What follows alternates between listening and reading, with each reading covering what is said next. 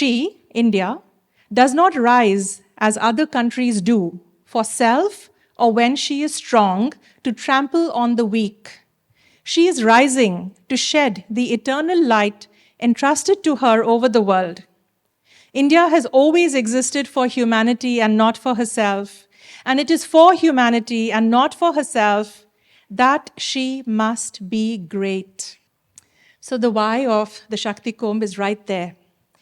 The spiritual practices and wisdom of India's Sanatan Dharma are a major underlying force that have kept our civilization going, even as it has shown the capacity to absorb and include new ones that have entered over the centuries. This capacity of self-regeneration and self-animation of Mother India is her Bharatiya Shakti. It is also her capacity for unity in diversity, urgently needed at this time, not just in India, but as a model and service for the world.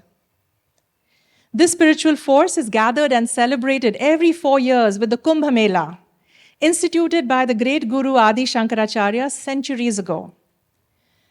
For social, religious, and historical reasons, most traditions and lineages to date have been represented by male practitioners. It is envisioned, therefore, to now set up a gathering led by female spiritual practitioners across the subcontinent's many religious traditions, who can uphold and revitalize the feminine principle within and together. For regenerating, healing, and leading our homes, our communities, our country, and our world. A Shakti Kumbh, empowering women to become real change makers, and all genders to also awaken to their innate Shakti.